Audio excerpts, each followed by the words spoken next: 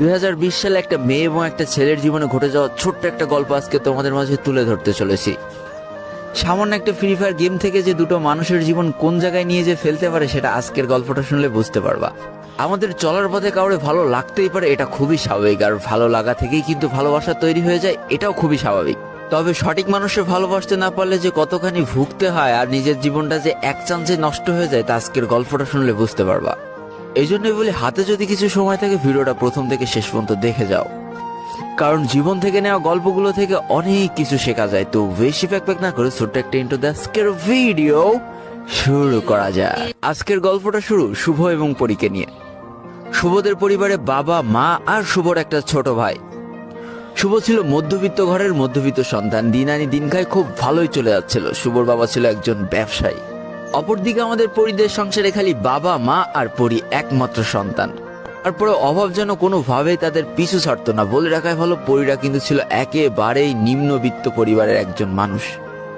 পরির বাবা ছিল একজন নাইট গার্ড। পরিবারটা ছোট হইলেও পরির পড়ালেখার খরচ জোগাইতে হিমশিম খেয়ে যেত পরির বাবা। শুভ ফ্রি ফায়ার খেলা শুরু করে 2018 সালের ফেব্রুয়ারি মাস থেকে।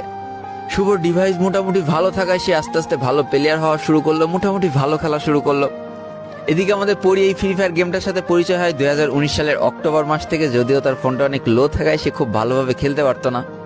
হঠাৎ করে একদিন শুভ অটো ম্যাচ 1 দিয়ে স্টার্ট করে দেয়, র্যান্ডমলি তার ম্যাচে চলে আসে পরি।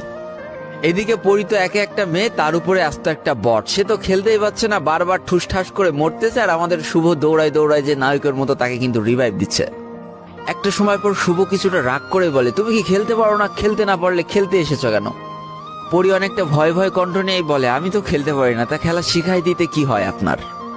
ব্যাস, এইখান থেকে শুভ আর পরি হয়ে যায় পরিচয়। ওয়ার্ল্ডের ফ্রেন্ড থেকে ম্যাচ শেষ করে তারা ফ্রেন্ড হয়ে যায়।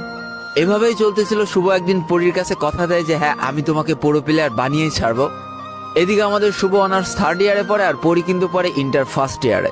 এভাবেই তারা গেম খেলতে খেলতে একটা বছর পার করে ফেলে। গেমের ফ্রেন্ড থেকে বাস্তব লাইফেও তারা এখন অনেক ভালো একটা ফ্রেন্ড। আর কালো অধ্যায়টা শুরু হয় 2020 সালের মাঝামাঝি পর্যায়ে এসে। হঠাৎ করে পরির বাবা স্ট্রোক করে মারা যায়। আর তারপরে তাদের সংসারে চলে আসে কালো কাপড়ের ছায়া। সংসার চালাতে হিমশিম খেতে হচ্ছিল মাকে। এইদিকে পরির পড়ালেখা প্রায় বন্ধ হওয়ার জন্য।